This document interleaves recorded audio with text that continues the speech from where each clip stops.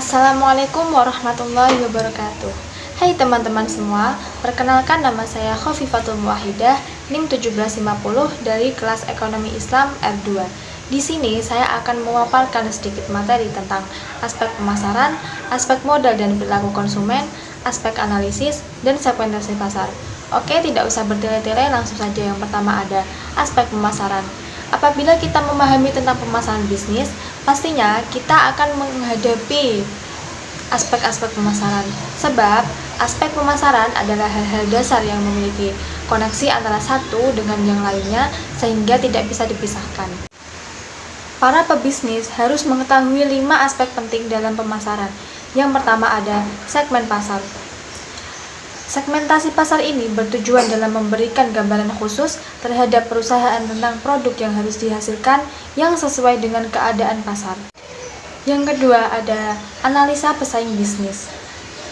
Dari penjelasan di sini, maka kita harus membuat strategi pemasaran berdasarkan kekuatan serta kelemahan para pesaing kita, sehingga bisa menentukan strategi pemasaran yang tepat terhadap produk atau jasa yang kita sediakan dan bisa melakukan inovasi yang tepat terhadap produk atau jasa yang kita hasilkan. Yang ketiga, ada analisa pasar dan estimasi permintaan.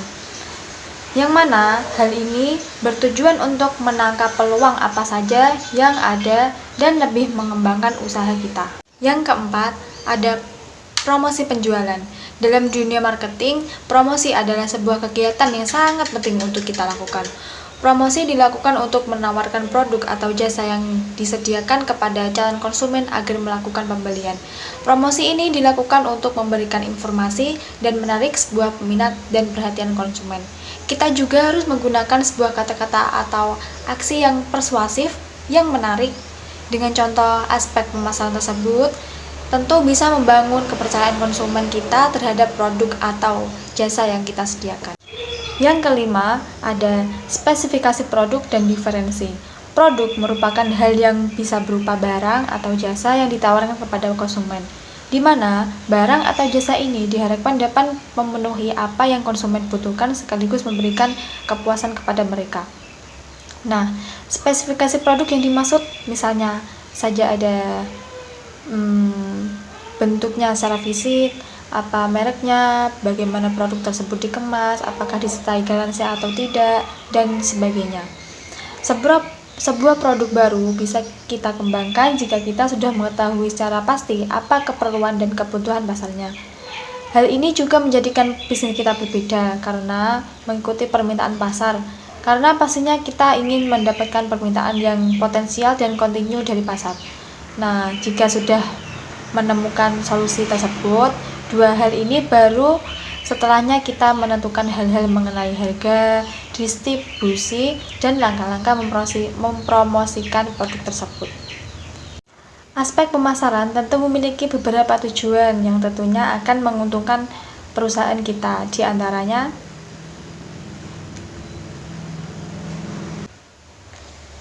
selanjutnya, penjelasan tentang aspek model dan perilaku konsumen.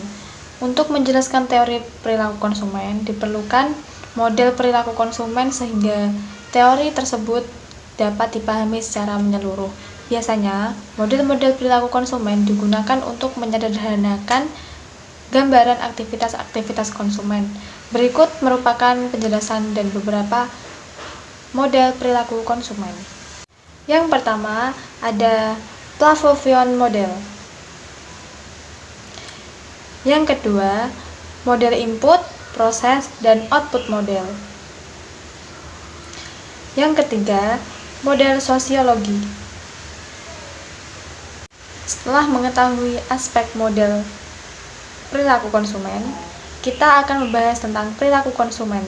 Menurut Kotler dan Keller, perilaku konsumen adalah studi mengenai bagaimana tindakan individu, organisasi, dan kelompok dalam membeli, memilih, dan menggunakan ide, produk, maupun jasa dalam memuaskan kebutuhan dan keinginan pelanggan. Macam-macam perilaku konsumen.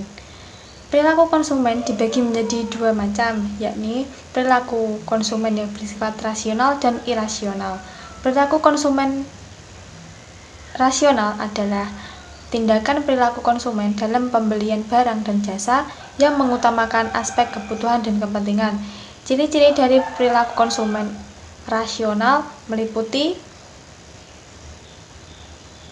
perilaku konsumen irasional adalah perilaku konsumen yang mudah terpengaruh oleh diskon atau promosi dari suatu produk tanpa mengutamakan aspek kebutuhan atau kepentingan.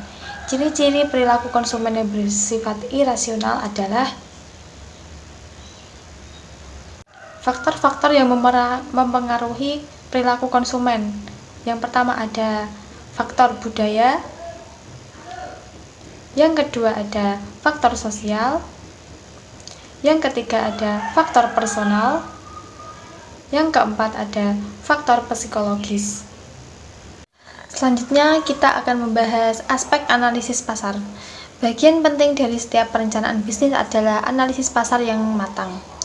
Dengan melakukan analisis ini, sebuah bisnis diharapkan dapat memahami pasarnya dengan lebih baik lagi.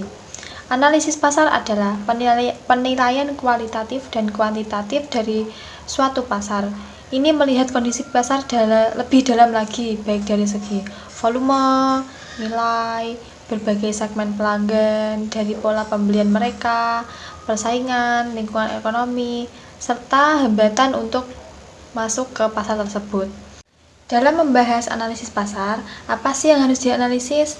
Yang pertama ada segmentasi demografis, yang kedua ada target pasar, yang ketiga ada kebutuhan pasar, yang ketiga ada kompetisi, yang terakhir ada regulasi. Pembahasan kita yang terakhir adalah segmentasi pasar.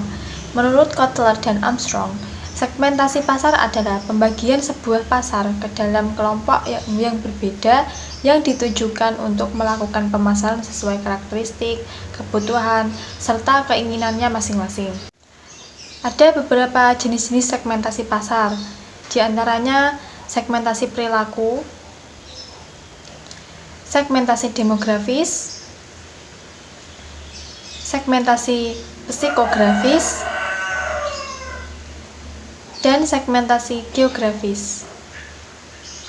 Setelah mengetahui pengertian dan jenis-jenisnya, lalu apa saja tujuan segmentasi pasar? Pada dasarnya, salah satu alasan dilakukannya segmentasi pasar karena pasar bersifat dinamis atau berubah-ubah, sehingga bisnis pun harus mengikuti setiap perubahan tersebut agar tetap mampu bertahan dan terus berkembang. Adapun berbagai tujuan segmentasi pasar adalah di antaranya mengenali kompetitor bisnis, meningkatkan pelayanan menjadi lebih baik, bahan evaluasi dan perencanaan bisnis, serta meningkatkan efektivitas strategi pemasaran. Seperti penjelasan sebelumnya, segmentasi pasar memiliki peran penting bagi bisnis karena berbagai manfaat yang diberikannya. Adapun manfaat segmentasi pasar adalah membantu memenuhi kebutuhan konsumen, meningkatkan daya tarik konsumen, mempermudah perusahaan mengatur produk maupun jasa yang ditawarkan, membantu perusahaan fokus terhadap kelompok target konsumen tertentu, membuka peluang lebih besar terhadap pertumbuhan bisnis, dan lain sebagainya. Adapun syarat-syarat dasar segmentasi pasar, di antara di sini. Lalu, bagaimanakah cara melakukan segmentasi pasar? Berikut beberapa tahapan yang harus kita lalui dalam menjalankan segmentasi pasar. Yang pertama yang harus dilakukan adalah tahap survei, selanjutnya tahap analisis, yang terakhir adalah tahap identifikasi. Cukup sekian penjelasan dari saya. Apabila ada kekurangan atau salah kata dari penjelasan yang saya lakukan tadi, saya mohon maaf sebesar-besarnya.